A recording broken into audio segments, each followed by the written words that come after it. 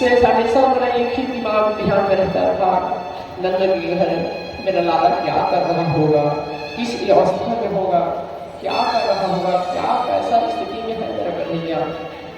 कहने लगे बाबा मैं बहुत अच्छा सीखा, कोई चीज़ की कमी नहीं रही मुझे। आज वसुदेव देवी को लेकर के भगवान निकलते हैं वहाँ से, फिर धीरे धीरे धीरे धीरे मुक्त हो गए। आज से इस मथुरा के अधिपत्य राजा आप हो गए। उग्रसेन जाकर के कन्हैया के पैर को पकड़ लेता है, नहीं कन्हैया मुझे राजपाट नहीं चाहिए, जिस राजपाट को पाने के लिए मेरे पुत्र ने मुझे कारागार में डाल दिया था। कहने लगे नहीं, ये राजपाट यहाँ मथुरा का राजा सिर्फ आप रहेंगे, मैं इस मथुरा का सचिव बन के मैं सारे इस राजपाट को चलाने के लिए आपका सहयोग दूंगा। आज कन्हैया जो है राजा के रूप में बैठाया, वसुदेव मैया, देवकी मैया, वसुदेव महाराज, आज दोनों को लेकर के भगवान कन्हैया जो है मथुरा में कुछ समय को व्यतीत करता है। उसी समय देवकी मैया कहने लगी लाला का जो है उपनयन संस्कार नहीं हुआ है स्वामी, इसका उपनयन संस्कार पूरा किया जाए। और जा करके आज जो है गर्गाचार्य को बुला करके उपनयन संस्कार संपन्न करता है। तांत्रिकनी गुरु के आश्रम में भेज करके गुरु जी के द्वारा विद्या अर्जन करवाया। विद्या जो है आज देवकी में और वसुदेव के पास पहुंच करके कन्हैया कहने लगे, इधर कंस की जो पत्नी थी जरासंध की पुत्री, ये जरासंध की पुत्री थी, कंस की जो धर्मपूर्ण की पत्नी थी, दो पत्नी, ये दोनों जो है जरासंध की कन्या थी। जाकर जरासंध को बतलाया कि पिताजी उस कन्या के द्वारा हमारे स्वामी का जो है अंत कर दिया गया है। जरासंध ने आक्रमण किया था मथुरा में, आप सब जानते हैं 17 बार 18 बार आक्रमण किया था जरासंध ने मथुरा में जाकर के। भगवान जब अंत समय में आया था तो उस समय कहा कि अरे जरासंध की पूरी चतुरंगनी सेना को समाप्त किया। समाप्त करने के बाद में आज स्वयं जो है कन्हैया कहने लगे जरासंध फिर आक्रमण किया। आक्रमण करने के बाद में कन्हैया अकेले वहां से निकला मथुरा से और ऊपर उड़ते उड़ते उड़ते उड़ते आज जरासंध को अपने पीछे पीछे लेता गया, आगे ले गया। और उसी समय जो है कन्हैया जा करके दो पर्वतों के बीच में जाकर घुस जाता है। जरासंध पूरे पर्वत को आग लगवा देता है और समझने लगा जरासंध कि अब कन्हैया जो है समाप्त हो गया, दोनों भाई समाप्त हो गए। आकर के पूरे नगर में ढिंढोरा बजा देता है जरासंध कि सुनो, आज से कन्हैया बल्लाऊ इस दुनिया में नहीं रहा, क्योंकि जिस पर्वत में जाकर वो छुपा था उसको मैंने अग्नि के द्वारा जला करके समाप्त कर दिया है। अंत में जो है जरासंध जो है इस प्रकार से पूरे नगर में ढिंढोरा पिटवा देता है। अब इधर कन्हैया जो है उस समुद्र से बाहर निकल के पर्वत से निकल करके समुद्र के समीप में पहुंचा, समुद्र देव महाराज को स्तुति किया। यही समुद्र देव महाराज आप मुझे कुछ स्थान दीजिए जिस स्थान में मैं जो है अपना एक नगर बसा सकूं। और उसी समय समुद्र देव महाराज जो है प्रसन्न होते हैं और प्रसन्न होकर के भगवान कन्हैया को दर्शन दिया। भगवान कन्हैया का दर्शन पाया समुद्र देव महाराज कहने लगे बोलिए प्रभु क्या आदेश है मेरे लिए। कहने लगे कुछ योजन जमीन मुझे प्रदान कीजिए जिसमें मैं एक सुंदर नगरी का निर्माण कर सकूं। समुद्र ने सहज रूप से स्वीकार किया और उसी समय भगवान विश्वकर्मा देव महाराज जी को याद किया। मनोतष्टया का पुत्र विश्वकर्मा देव भगवान, और विश्वकर्मा देव महाराज जी पहुंचते हैं, बोले बोली भगवान क्या आदेश है। ऐसे सुंदर नगर की स्थापना करो जिस नगर को देखने के बाद में दुनिया जो है मोहित हो जाए। विश्वकर्मा देव भगवान के चरणों को प्रणाम किया। जैसा दृश्य जो है विश्वकर्मा देव भगवान अपने आंखों से देखा था ठीक जो है उसी दृश्य को जो है द्वारकापुरी में समा देता है और एक भव्य रूप से जो है द्वारकापुरी का निर्माण होता है। और उस द्वारकापुरी का जब निर्माण हुआ तो देवकी वसुदेव को लेकर के आया बलदाऊ भैया सहित और आकर के कहने लगे कन्हैया कि आज से एक नया धाम होगा जिस धाम का नाम होगा द्वारकापुरी। और इस द्वारकापुरी में आज से हम सब रहेंगे और पूरे नगर में जो है अपने सारे सखाओं को लेकर के भगवान भक्तों को लेकर के वास करते हैं। ऐसा वह परम धाम होता है। प्रेम से बोलो द्वारकाधीश भगवान की। उसी द्वारका नगरी में भगवान कन्हैया जो है राजा के रूप में बैठ जाते हैं। अब कहने लगे सब बात तो बढ़िया से कन्हैया देवकी मैया आई और आ करके कहने लगे अच्छा ये बता कन्हैया हाँ माँ, विवाह का समय नहीं हुआ है तुम लोगों का? कन्हैया कहने लगे, अब सुन ना माँ, मैं छोटे हरो अब मोर से बड़े एक न हाल। पहले बड़े शादी हो गई कि छोटे तुझे बता तो ऐसे ही यशोदा मैया से प्रश्न किया। अब बात वैसी नहीं बेटा, तुम दोनों जन चावल किया करो, एक ही साथ कर दो तुम दोनों शादी ले। देखी मैया की बात को सुनने के बाद में कहने लगे, माँ वैसे में तो फिर आनंद ही नहीं आएगा, क्योंकि भैया का मैं बारात नहीं जा पाऊंगा जब एक ही दिन हम दोनों का बारात निकलेगा। इसलिए मैया एक काम कीजिए, पहले बलदाऊ भैया का विवाह संपन्न करें। देवकी वसुदेव जो है रेवत महाराज की कन्या रेवती, और ये अभी की नहीं है, त्रेता युग में है रेवत महाराज जिसकी पुत्री हुई थी रेवती, और द्वापर में जाकर के बलदाऊ महाराज के साथ जिसका परिणय विवाह संपन्न हुआ था। और यही वो रेवती मैया है जो बलदाऊ महाराज से बहुत ऊपर था। बलदाऊ महाराज छोटे और रेवती मैया बड़े। जो त्रेता युग का जो फीट था हम लोग का साइज था वो बड़ा था, द्वापर में आग थोड़ा घटा, कलयुग में आके और घट गया।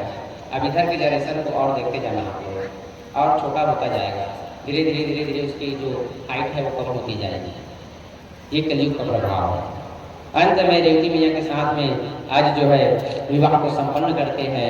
विवाह संपन्न करने के बाद में कन्हैया के साथ में भगवान को वह पावन दृश्य जिस द्वारिका जिसमें भगवान निवास करने लगे, इधर एक दिन देवर्षि नारद जो है नारद जो है हाथों में मीना करतार लेकर के आज द्वारिकापुरी को प्रस्थान कर रहे हैं।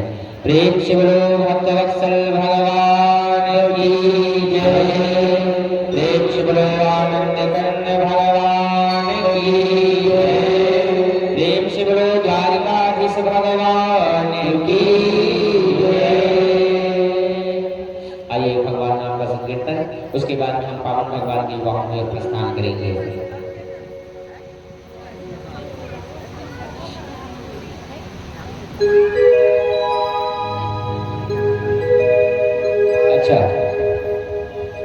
आइए शिव शंभु गुरु दशहरा मैदान की सभी माताओं के द्वारा लगभग आज आप सबके लिए प्रसाद की व्यवस्था बाके बिहारी महाराज के चरणों में अर्पण किए हैं।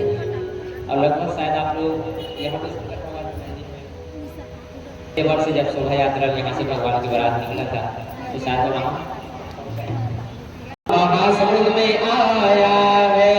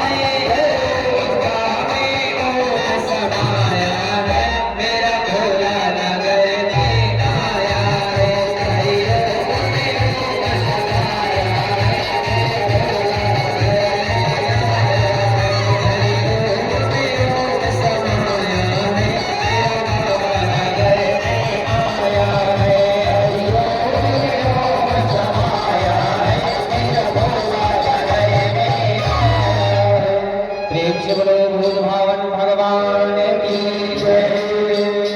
इस प्रकार से शंभु जितने भगवान के भक्तजन हैं उनके द्वारा आप सबके लिए और हम सबके लिए, घराती के लिए और बराती के लिए, सबके लिए प्रसादी की व्यवस्था है। और ये क्या चंद्राकर, क्या पुष्कर चंद्राकर जी की पुण्य स्मृति में समस्त चंद्राकर परिवार के द्वारा भगवान के श्री चरण कमल में 501 रुपया अर्पण हुए हैं। हम जहाँ भी हो स्वर्गीय श्री पुष्कर चंद्राकर जी के उस आत्मा को, दिव्य आत्मा को भगवान अपने चरणों में स्थान देवे। भगवान इस चंद्राकर परिवार में कन्हैया सहित समस्त भक्तों के ऊपर अपनी कृपा बना के रखे। और वैसे चंद्राकर परिवार लोग, आप लोग भगवान से विशेष जुड़े रहते हो, तो मैं तो बांके बिहारी महाराज लक्ष्मी नारायण भगवान से नहीं निवेदन करूंगा कि चंद्राकर परिवार में जो इस दिव्य आत्मा का इस धरा से जिसका यहाँ से स्वर्गारोहण का प्रस्थान कर चुके हैं, उस पुण्य आत्मा को भगवान अपने चरणों में स्थान दे। भगवान की जय। आज इस प्रकार से जो है वहाँ पे भगवान का वह पावन दृश्य सब दर्शन कर रहे हैं। और इस प्रकार भगवान के वह पावन दृश्य में सब उस लीलाओं का वर्णन करते हुए कहते हैं कि भगवान श्री बांके बिहारी महाराज जी का पावन दृश्य दर्शन करते हुए परीक्षित कहते हैं, मनुजा यही राचयो मिली सो वरम सहज सुंदर सावरो करुणा निधान सुजानशील स्नेह जानत रावरो। आज भगवान ऐसे कृपा सुंदर भगवान को जो है दिव्य आसन में देख करके स्वयं जो है सप्तऋषि अत्रि वशिष्ठ मुनि भृगु सब जो है आज भगवान का दर्शन पा रहे हैं। सब पारी पारी से आ करके भगवान के धाम में पहुंचते हैं और भगवान का दर्शन मात्र प्राप्त करके इस प्रकार से भगवान जो है उस द्वारिकापुरी के धाम में, द्वारिकापुरी के धाम में आज भगवान जो है दिव्य आसन में बैठ करके ऐसा पावन दृश्य दिखा रहे हैं। और इस प्रकार कन्हैया का जो है उस पावन दृश्य को सब देख रहे हैं। अच्छा, इसके बाद में बतलाते हैं कि 11वें वर्ष में भगवान वृंदावन को छोड़ करके मथुरा पहुंचा था और 14 वर्ष मथुरा में रहा और अंत में रेवती के साथ में महाराज भगवान श्री बलदाऊ महाराज जी का विवाह संपन्न किया था। परीक्षित महाराज को बोले कि इस प्रकार जो है भगवान बलदाऊ महाराज का विवाह परीक्षित इस प्रकार से रेवती के सामने संपन्न किया। विदर्भ देश का राजा, आवाज नीचे क्लियर आ रहा है आप लोगों के पास? नहीं आ रहा है? थोड़ा सा आवाज कंपन मार रहे की जय। अब आया कितने पटरानी, कितने रानी है? 16,108। कई जने कहते हैं महाराज 16,108 पटरानी, भारी लंबा चौड़ा बताते हो आप लोग करके। अब जो है सो है ना भाई। लेकिन आप सोचेंगे भगवान का किसी का विवाह जो मंडप में ढूंढ के नहीं हुआ, साथ लगा सब इधर उधर से। एक बार की बात है, भगवान कन्हैया जो है सिंहासन में बैठा हुआ था, उसी समय जो है श्यामतक मणि को पहन करके पहुंचा था और श्यामतक मणि को लेकर पहन करके पहुंचा। श्यामतक मणि को जब पहुंचा पहन करके तो उस समय भगवान देखा उस श्यामतक मणि को। श्यामतक मणि को देखने के बाद में कहने लगे, अच्छा सुनना भाई, इस श्यामतक मणि भारी चमकत है जी। अब इस श्यामतक मणि ते पहने हैं तो थोड़ा शोभा नहीं देते जी, काबा राजा कलम रखे तो थोड़ा अच्छा दिखती से है। कन्हैया बस थोड़ा सा इच्छा जाहिर किया था। अंत में कन्हैया को कहा, नहीं, इस श्यामतक मणि को पाने के लिए हमने न जाने कितना अपना जो है सर्वस्व न्यौछावर किए हैं। और फिर श्यामतक मणि को कन्हैया को दिखाया, दिखाने के बाद वापस आ गया। श्यामतक मणि को लेकर के आया, आने के बाद में अपनी पत्नी से कहा कि अरे इस श्यामतक मणि को देख के आजकल कन्हैया नजर गड़ गई। कन्हैया आजकल लालची हो गई है, बहुत लालच करके आजकल होगा। जब से द्वारकापुरी का निर्माण किया है, इस श्यामतक मणि को देखने के बाद में उसे ये पता चला कि श्यामतक मणि 8 भाग सोना जो है रोज जो है उगलता है। इसको मैं बस उसको बताया बस कन्हैया को, कन्हैया उसी को मांगकर प्रारंभ कर दिया था। कहने लगे वैसी बात नहीं है, कन्हैया के पास तो कोई चीज की कमी नहीं है। अब उस श्यामतक मणि को निकाला, निकालने के बाद में श्यामतक मणि को रख दिया अलमारी में। उसका छोटा भाई आया और आकर लगे उस श्यामतक मुनि को उसने धारण कर लिया। अब उसके बाद में अपने भाभी के पास आ गए, कहने लगे अच्छा ये भाभी देखिए श्यामतक मुनि को मैं धारण किया हूँ, कैसे दिख रहा है? उसकी भाभी कहने लगी बहुत अच्छा दिख रहा है, तो एक काम करो क्या, इसको पहन के थोड़ा सा नगर में भ्रमण कर लेता हूँ। और नगर में भ्रमण करने के लिए निकला वो। अब जैसे नगर में भ्रमण करने के लिए निकला तो उसका मन इतना उतावला हो गया कि चलो आज थोड़ा जंगल तरफ घूमना जाए। और उसी समय वन में प्रस्थान किया तो उस वन में शेर जो है दहाड़ रहा था और ये वहीं पहुंचा। शेर ने देखा और शेर जब देखा उस जीव को तो भगवान को जो है समझने लगा, शेर को जो है यही मेरा जो है भोजन की आज व्यवस्था भगवान ने बना के भेजा है। आघात किया उसके ऊपर और वहीं पे गिर गया, समाप्त हो गया। अंत में भालू के साथ में शेर का घमासान युद्ध हुआ और शेर को वहीं पे मार दिया भालू। और मारने के बाद में श्यामतक मुनि को लिया भालू और भालू पहुंच गया अपने गुफा में। अब कई जने बोलते हैं महाराज इतना भी बढ़ा चढ़ा मत बताया करो, शेर के साथ में भालू लड़ाई होगा तो भालू जीतेगा कि शेर जीतेगा? किताब की शेर जीतेगा ना भाई, शेर के पास ताकत है और भालू को तो एक ही झपट्टा मारेगा, एक पंजे तो भालू घायल हो जाएगा। लेकिन ये कोई छोटा मोटा भालू नहीं था। चारों युग परताप तुम्हारा है प्रसिद्ध जगत उजियारा।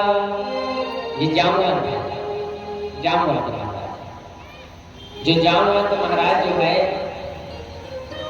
जिस समय लंका में युद्ध हुआ था ना, तो उस समय एक बार रावण जो है जामवंत के साथ में युद्ध किया, एक ही बार। और जिस समय जामवंत ने अपने मुष्टिका से उस रावण को आघात पहुंचाया था, प्रहार किया था, उस दिन से रावण मेघनाथ जो है उसके पास में नहीं आता था, जामवंत के पास में। इतना अतुल बल था उसके पास। जब वहां से सब युद्ध करके वापस हुआ तो उस समय जामवंत आए कहाँ? अयोध्या में भगवान के साथ में। सबको भगवान ने विदा दिया अयोध्या से। जामवंत महाराज कोने में जाकर खूब रो रहा था। भगवान आए राघवेंद्र जी महाराज कहने लगे अच्छा ये बताओ जामवंत महाराज जी आप क्यों रो रहे हो? जामवंत कहने लगे क्या बताऊं स्वामी, उस लंका में गया, लंका में ना कोई मेरे साथ युद्ध किया, मेरा तो युद्ध करने का शौक ही पूरा नहीं हुआ, तो मेरे लायक कोई मेरा समकक्षी कोई युद्ध करने वाला कोई नहीं है क्या इस दुनिया में?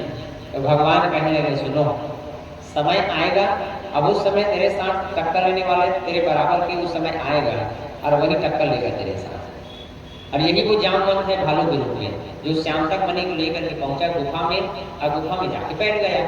और उस जामवंत महाराज की कन्या का क्या नाम है? जामवंती। जामवंती वहां रहती थी अपने पिताजी के साथ में। अब कन्हैया सोचने लगे द्वारकापुरी में राजा बनते ही तो मेरे को बदनाम लग गया, मेरे ऊपर कलंक लग गया है।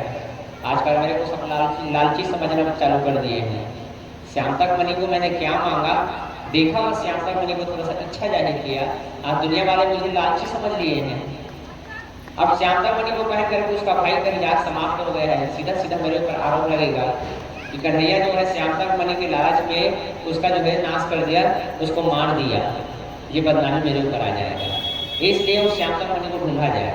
और कन्हैया जो है धीरे धीरे धीरे धीरे जब गया, देखा सामने उसके मृत शरीर को, कहने लगे कि ये देख। उसके बाद थोड़ा सा फिर आगे बढ़ा है, देखने के बाद में किसको देखता है? उस शेर को मरा हुआ। शेर को मरा हुआ देखा, समझ गया कन्हैया। उसके बाद में जामवंत महाराज के पद चिन्ह को देख लेता है।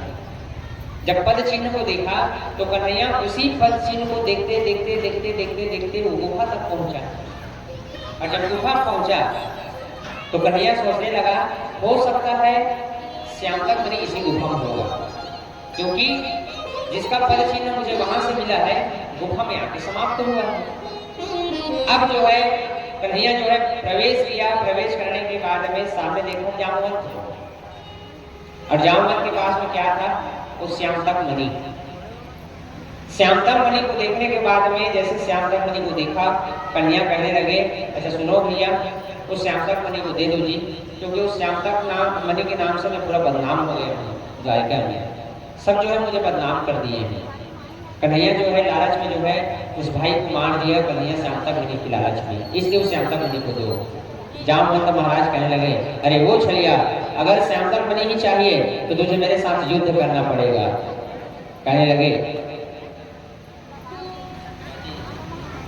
वहां से सफेद राधे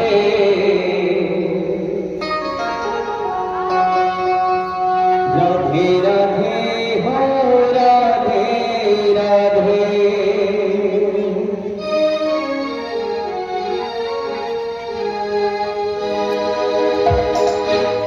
राधे राधे हो राधे राधे, राधे राधे हो राधे राधे, राधे राधे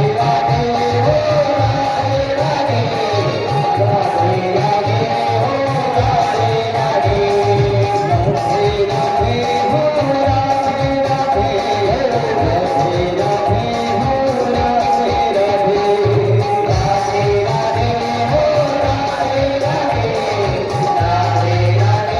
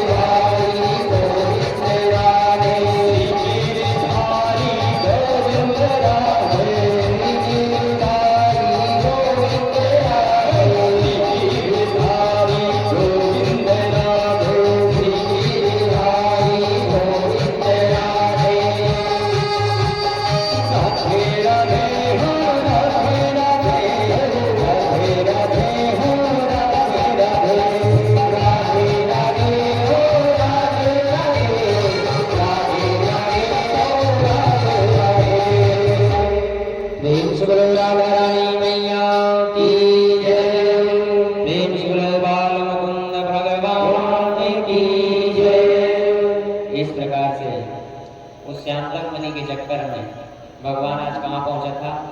जामवंत के पास। सत्रजीत नाम का राजा, और ये सत्रजीत नाम के राजा के पास ये श्यामतक मणि, और यही वो सत्रजीत नाम के राजा के पास से श्यामतक मणि को लेकर के आज जामवंत जो है अपने गुफा में प्रवेश किया था। और श्यामतक मणि को देखा भगवान। श्यामतक मणि को देखने के बाद में खूब घमासान युद्ध हुआ। युद्ध होने के बाद में एक ऐसा मुष्टिका प्रहार किया जामवंत के ऊपर। जामवंत जो है धड़ाम से नीचे गिरा। उठने के बाद में भगवान ने खूब परिक्रमा किया, कन्हैया परिक्रमा किया। तो उस समय कहने लगे, अच्छा ये बता तू मेरा परिक्रमा क्यों किया? तो कहने लगे, जिस समय वामन भगवान के रूप में जन्म लिए थे महाराज, उस समय मैंने और परिक्रमा मारा था आपका, लेकिन जिस समय आपने विराट स्वरूप जब बढ़ाया, जब दुनिया को नापना प्रारंभ किया, तो उस समय मैं आपको प्रदक्षिणा करने के लिए रुक गया था, लेकिन आज मुझे मत रोकिए प्रभु। खूब घूम घूम करके कीर्तन करते हुए भगवान की परिक्रमा को संपन्न किया। अंत में जामवंत महाराज कहने लगे, आप कोई नहीं, आप स्वयं परमात्मा हो। उसी समय जामवंत कहने लगे, आप यहीं पे खड़े रहिए। युद्ध में जामवंत को कोई हरा नहीं सकता, और हराने वाला सिर्फ नारायण है जो मुझे युद्ध में हरा सकता है। आप मेरे सामने खड़े रहिए।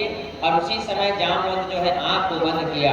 जैसे ही आंख को बंद किया, जामवंत को क्या दिखा? कन्हैया जो है राम के रूप में। और राम के रूप में जब देखा तो उसने क्या कहा? राम नाम मणि दीप धरहूं, जीव दे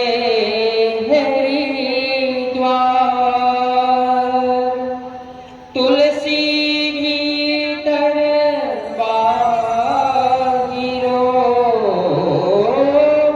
तुलसी भीतर बाहिरो, राम जो चलसी उजियार, लखन सिया रामचंद्र की। देखा, राम नाम मणि दीप धरहूं, जीह देह द्वार, तुलसी भीतर बाहिरो, जो चलसी उजियार। अरे आज तो खुद मणि मेरे सामने खड़ा हुआ है, तो ये मणि का इस सामने में कोई औचित्य नहीं। और वहीं पे भगवान जामवंत कहने लगे कन्हैया को, आप कोई और नहीं, आप स्वयं परमात्मा राघवेंद्र सरकार, जो त्रेता युग में सारी लीलाओं को संपन्न किए थे। आज इस जन्म में प्रभु आप मुझे कन्हैया के रूप में दर्शन दिए हैं। प्रभु इस सेवक के लिए कोई सेवकाई हो तो आप बताइए। कन्हैया कहने लगे, अब बात हो सब लोग है जामवंत जी, उस युग में तो मुझे लांछन बहुत कम लगा था, सीता को लांछन लगा था, लेकिन इस युग में सत्रजीत जो है मेरे ऊपर लांछन लगा दिया है। उन श्यामतक मणि चक्कर में, जो मणि को आप घर में रखे हो, ये सत्रजीत महाराज का श्यामतक मणि है जामवंत। अब ये सत्रजीत महाराज एक दिन मेरे भवन में आया था पहली गई। अब भवन में आया था तो एक मन में इच्छा हुई थी कि श्यामतक मणि अगर मेरे गले में होता तो और अच्छा शोभा देता। इतना ही बस पूरा सत्रजीत था, लेकिन सत्रजीत ने उसे गलत समझ लिया कि कन्हैया जो है आजकल लालच में उतर गए हैं। और उसके सत्रजीत के भाई उसी मणि को पहन करके जंगल में आया। जंगल में शेर ने उसे खाया और शेर को तुमने मारा और आकर के मणि को बैठ लिया। पकड़े हुआ दुनिया वाले मुझे बदनाम कर रहे हैं, कन्हैया मणि चक्कर में सत्रजीत के भाई मार डरे हुए थे। कमर पर दाग लगे तो दाग ढूंढना ही किया, इस श्यामतक मणि को बोलते इसी के। तब कन्हैया की बात को सुन करके जामवंत महाराज कहने लगे, अच्छा सुनो ना कन्हैया, ये श्यामतक मणि को मैं तो आपको दे दूंगा, लेकिन स्वामी दहेज से पहले कुछ और कार्य होता है। दहेज के रूप में मैं इस श्यामतक मणि को आपको दूंगा, और उसके लिए आपको एक कार्य करना पड़ेगा। मेरी जो कन्या है जामवंती, इस कन्या के साथ में आप विवाह करें, तो मैं आपको जो है कन्या का मैं जो कन्यादान करूं, और कन्यादान करने के बाद में जब समय आएगा टिकावन में, तो कन्यादान के समय में टिकावन में इसी श्यामतक मणि को आपको टिकावन में दे दूंगा। तो मेरी कन्या का विवाह भी संपन्न हो जाएगा, और मुझे दामाद के रूप में आप मिल जाएंगे। श्यामतक मणि आपके पास चला जाएगा। कन्हैया ने सहज रूप से स्वीकार किया। जामवंती के साथ में भगवान कन्हैया विवाह संपन्न करते हैं और उसी समय जामवंत महाराज जो है उस श्यामतक मणि को कन्हैया को दहेज के रूप में दे देता है। अब भगवान का चलो अच्छी बात है। जामवंती मैया को लेकर के पहुंचे भगवान द्वारकाधीश महाराज द्वारकापुरी में और श्यामतक मणि को। अब श्यामतक मणि को लेने के बाद में आने के बाद में कहने लगे जामवंती तू कुछ दिन यहीं रुक, थोड़ा देर रुक, मैं आ रहा हूँ एक विशेष काम को संपन्न करके। और सत्रजीत महाराज के पास पहुंचा।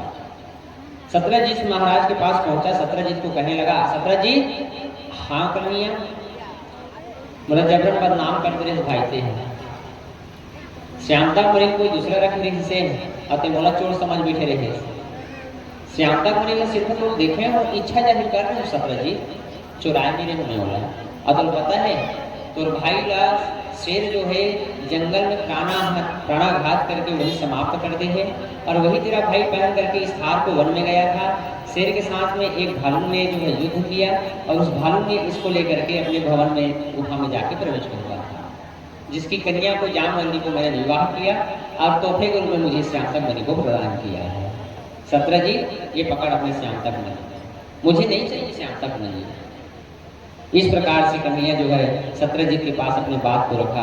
सत्रजीत जो है लज्जित हो जाता है। लज्जित होने के बाद में सिर को झुका दिया, कहने लगे नहीं कन्हैया मैंने आपको गलत समझ लिया था, कन्हैया मेरे अपराध को क्षमा करो।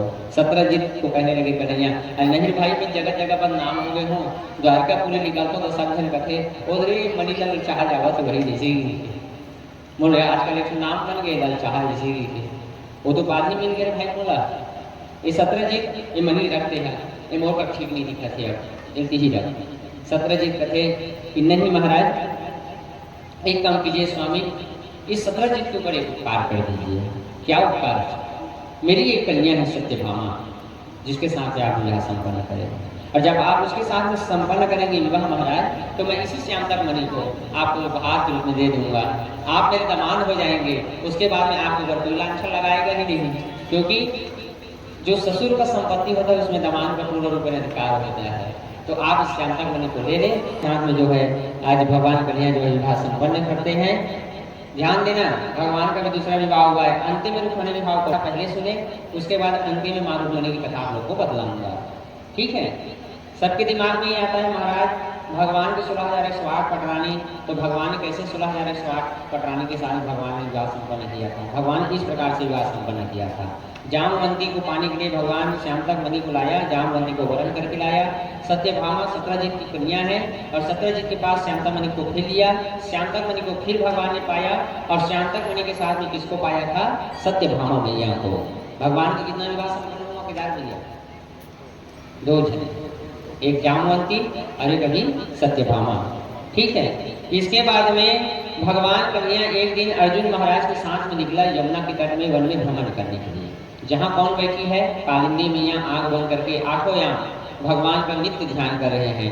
कभी न कभी कन्हैया आएंगे और मुझे दर्शन देंगे, क्योंकि वो तो राधा और मीरा की है, लेकिन आज वो भी कन्हैया जो है मेरा होंगे। और इसी आस में आज कालिंदी मैया बैठी है, आंख बंद करके सिर्फ भगवान कन्हैया का नित्य ध्यान कर रहे हैं। उसी समय अर्जुन महाराज के साथ में उस यमुना के तट में पहुंचते हैं कन्हैया।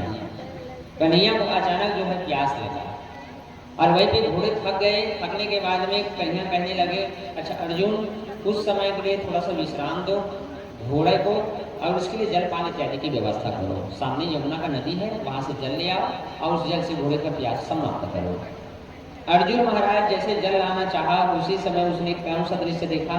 कालिंदी मैया वहां बैठी है, आंख बंद करके ओम कृष्णाय नमः ओम कृष्णाय नमः ये नित्य जाप कर रहे हैं। देखने के बाद में अर्जुन महाराज कहने लगे अच्छा ये बताओ आप कौन है देवी? कहने लगे देखे अर्जुन महाराज को देखने के बाद में कहते हैं मैं कालिंदी। किस प्रयोजन से यमुना के तट में बैठ करके इतनी अखंड तपस्या?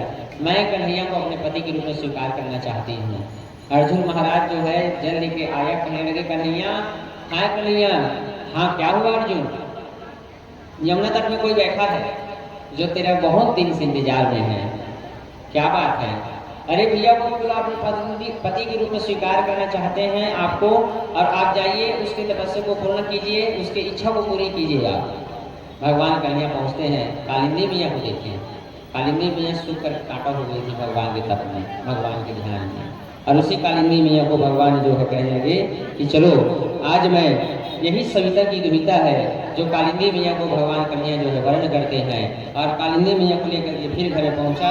अब भगवान का कितना विवाह संपन्न हुआ? 3 विवाह। चौथा विवाह हुआ था अवंती उज्जैन देश के राजा थे विंद और अरविंद, उनकी 2 बहन थी, जो इसमें उसकी बहन की नाम थी मित्रविंदा। इस मित्रविंदा के साथ में भगवान कन्हैया जो है विवाह संपन्न करते हैं। प्रेम से बोलो कृष्ण कन्हैया लाल की जय। एक थे महाराज कौशल नरेश जो नग्नजित, जिनकी बेटी का नाम थी सत्या देवी। सत्या देवी के साथ में भगवान कन्हैया ने विवाह संपन्न किया।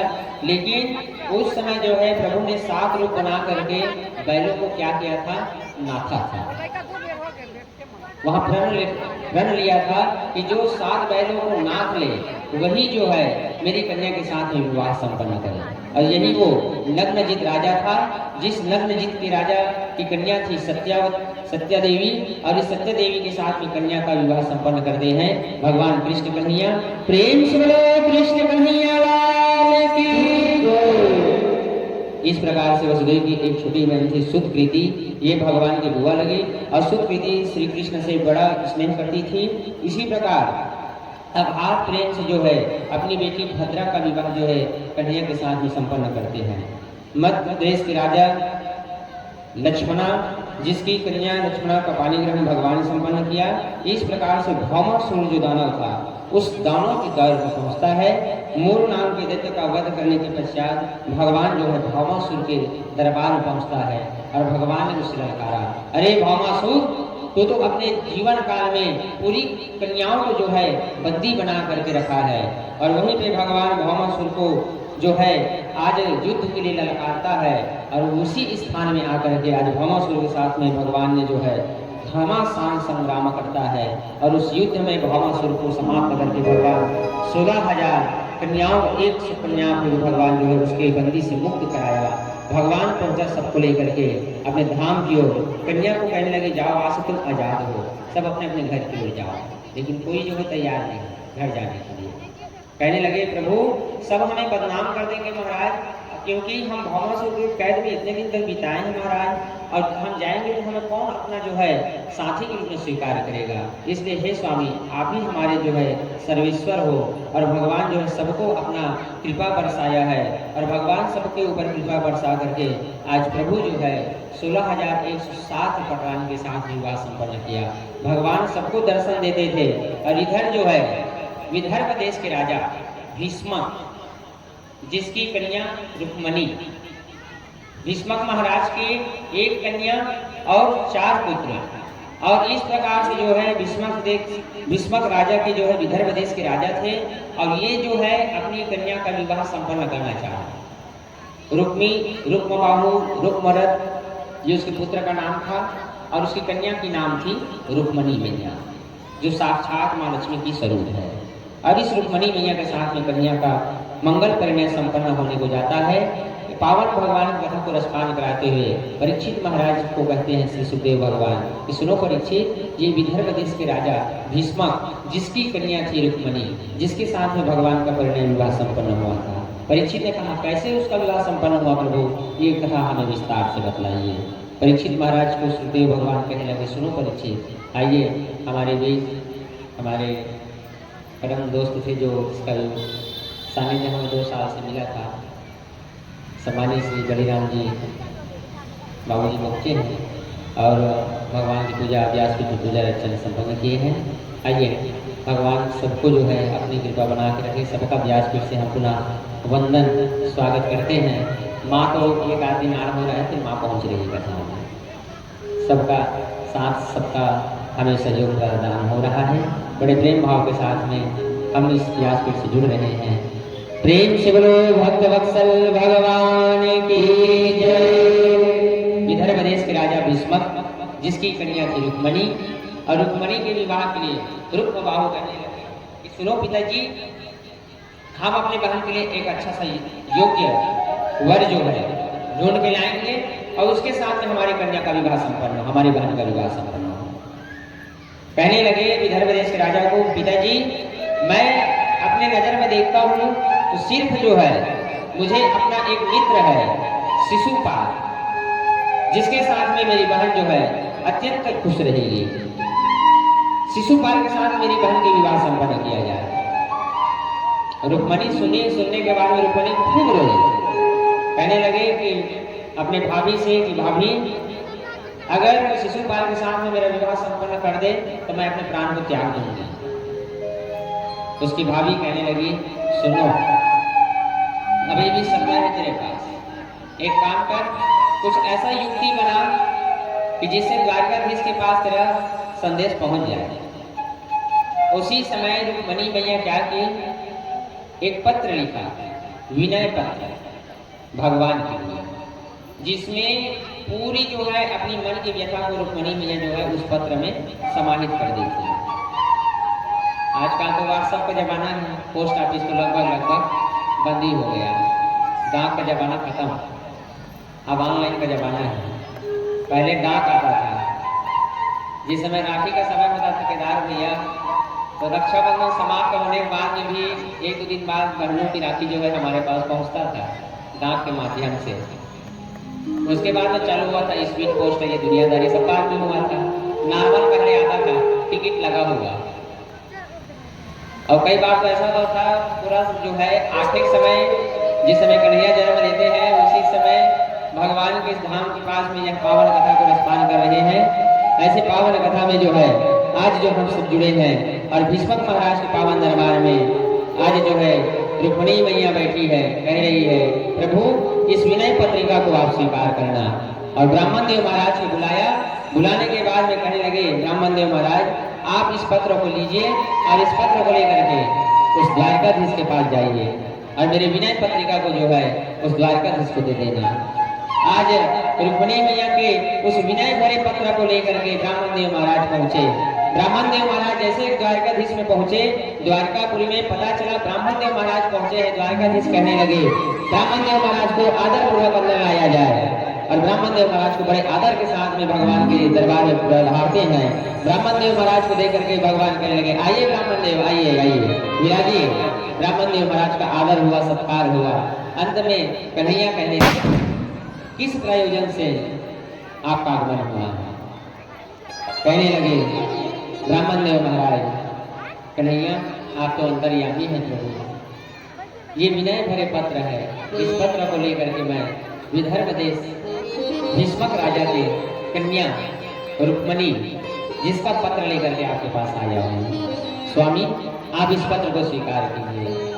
कन्हैया ने जो है उस विनय भरे पत्र को लिया, लेने के बाद में किनारे में कोने में जा करके उस पत्र को खोल के देखता है, लिखा हुआ था माँ रुक्मणी का वो पूरा दर्द है। कहने लगे थे कि सुनो स्वामी, मेरे भैया जो है आज मेरा विवाह जो है शिशुपाल के साथ में करने वाले हैं। हे स्वामी ऐसा कुछ कीजिए जिससे जो है आप पधारें और मैं आपका ही जो है वरण करूं, आप कुछ कृपा कीजिए। भगवान कन्हैया मुस्कुराने लगे, ब्राह्मण देव महाराज को वहां से विदा देते हैं, आश्वस्त करते हैं। ब्राह्मण देव महाराज पहुंचा, जैसे ब्राह्मण देव महाराज को रुक्मणी मैया देखी, रुक्मणी मैया थोड़ा सा आश्वस्त हुई, क्योंकि ब्राह्मणों को शुभ कार्य में देखना शुभ माना जाता है। जैसे अनायास, जैसे आपके घर में कुआं सूखा है और उस कुएं में अगर अनायास जल आ जाए तो वो शुभ है। गौ माता को दूध पान करते हुए बछड़े को जब आप देखते हैं तो अधिक शुभ होता है सुबह। इसलिए सुबह के समय में जब गौ माँ स्तनपान करा रही है अपने बछड़े को तो दूर से देखते हुए प्रणाम कर लिया है, उससे माँ लक्ष्मी सहित अन्नपूर्णा की कृपा घर में बरसती है। कहने लगे जब इस प्रकार से शुभ दृश्य को देखने लगे रुक्मणी मैया आश्वस्त हुई, और इधर जो है शिशुपाल को कहने लगे सुन शिशुपाल, कुंडलपुर नगर से तुम अपने पूरे बारात को टीम को लेकर के आओ, मेरे बहन के साथ विवाह संपन्न करो। रुक्मणी का भाई ने शिशुपाल को आदेश देता है, रुक्मणी मैया को जो है उसी समय विवाह संपन्न होने जाता है। लेकिन उस समय जो है रुक्मणी मैया कहने लगे कि सुनो भैया, बारात आने से पहले कुंवारी कन्या को जो है गौरी मैया के मंदिर में जाके पूजा करना होता है। आज भी वो परंपरा है। बहुत से समाजों में आज भी माँ शीतला के दरबार में जाकर गौरी पूजा किया जाता है उस कन्या के द्वारा।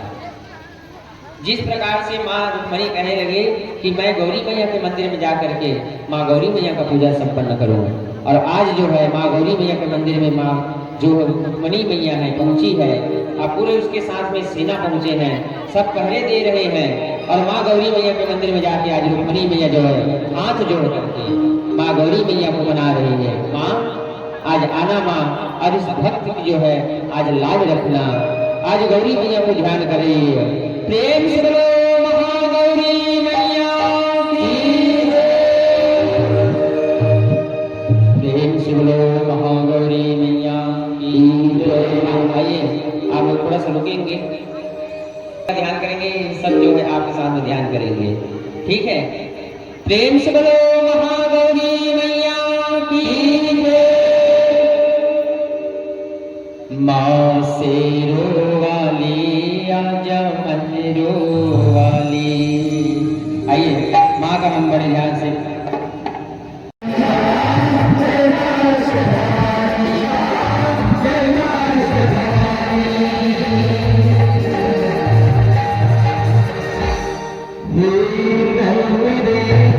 सबसे बड़ा तेरा उससे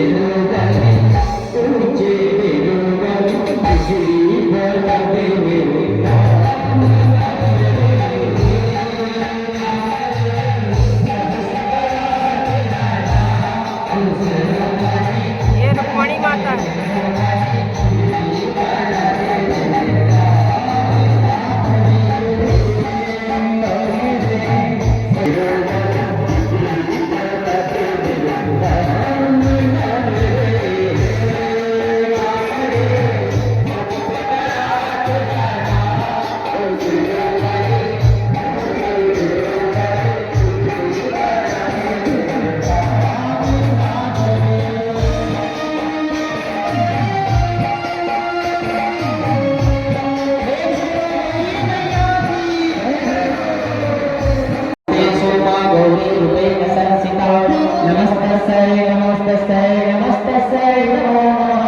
आइए कन्हैया जी आप आएंगे और गौरी मैया बोलोगे यहाँ से छू मांगा तुरंत। अभी हाथ पकड़िए गौरी मैया का, हाँ आप यहाँ से ले जाके बाहर इस प्रकार से देखो। गौरी मैया की जय। प्रेम से बोलो कृष्ण कन्हैया लाल की जय। अब इधर क्या बना हुआ है वहीं जाकर विवाह संपन्न करना है। रुक्मणी मैया को लेकर के आज कन्हैया द्वारिकापुरी को पहुंचे, और इधर जो है रुक्मणी मैया का परिणय विवाह संपन्न होता है। आइए हम सब मिलकर के माँ रुक्मणी का विवाह संपन्न करें। तो कहाँ से प्रारंभ होता है विवाह जो है? मंडपाच्छादन। आइए चलिए, कौन कौन जो है चुलमाटी जाना चाहेंगे? चुलमाटी लुमाटी सारी क्रिया करेंगे कि संक्षिप्त में ले कथा को। मैया की जय। प्रेम से बोलो कृष्ण कन्हैया लाल की जय।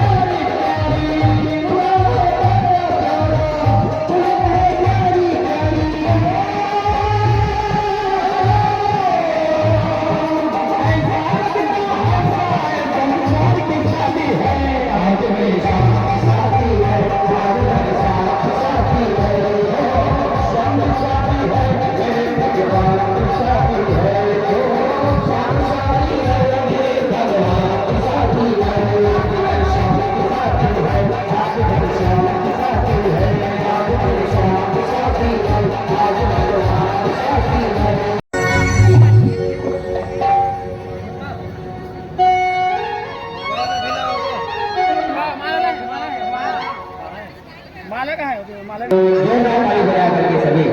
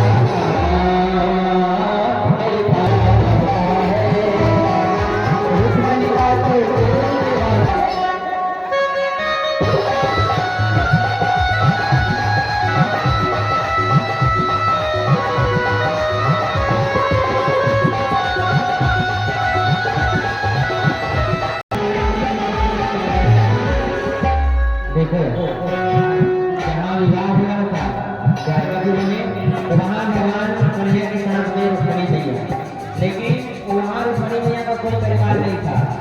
तो रुक्मिणी मैया क्या बोल रही है, ध्यान से सुनेंगे आप लोग।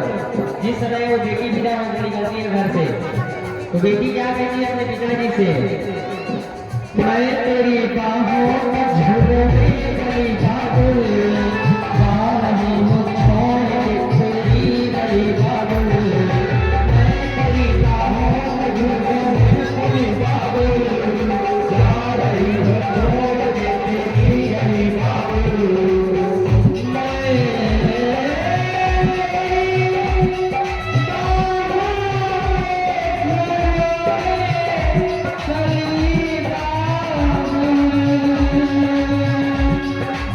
मैं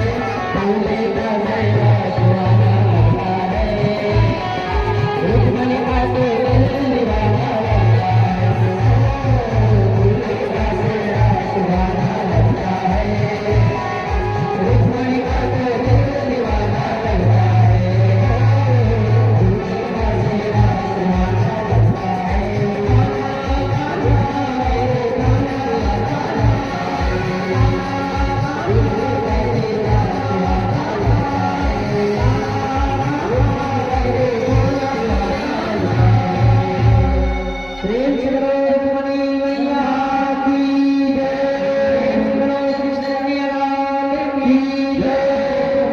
प्रकार से यह भगवान का परिणय मंगल 200 रुपये शायद 1500 रुपये अर्पण हुए हैं।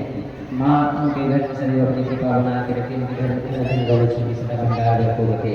प्रेम से बोलो रुक्मणी मैया की जय, भक्त वत्सल भगवान की जय।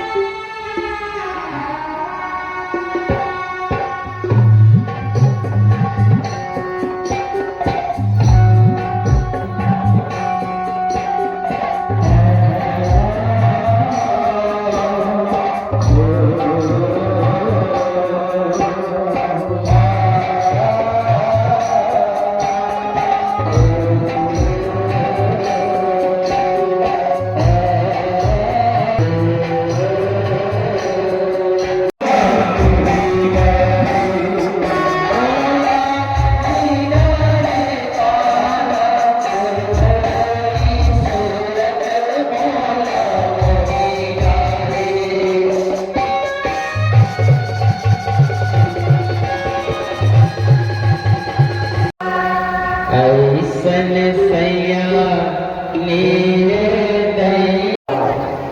और बोलने में रुक कर वो बाप खूब रो लेता है।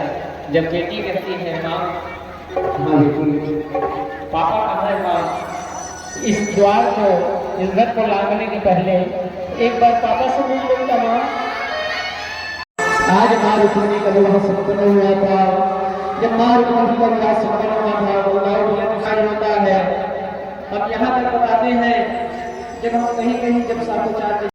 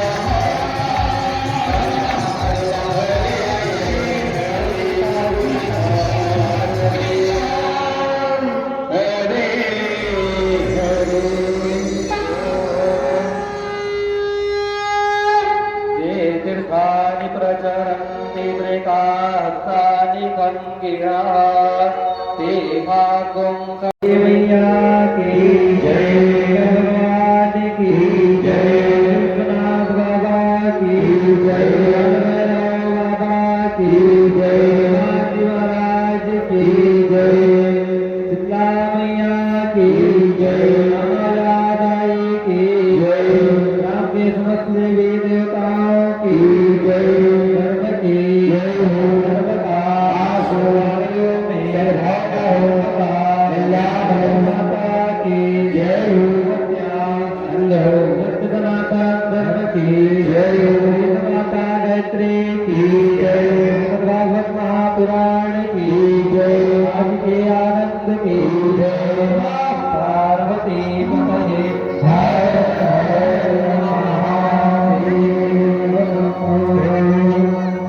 भोले बाबा के पास हम जाएंगे।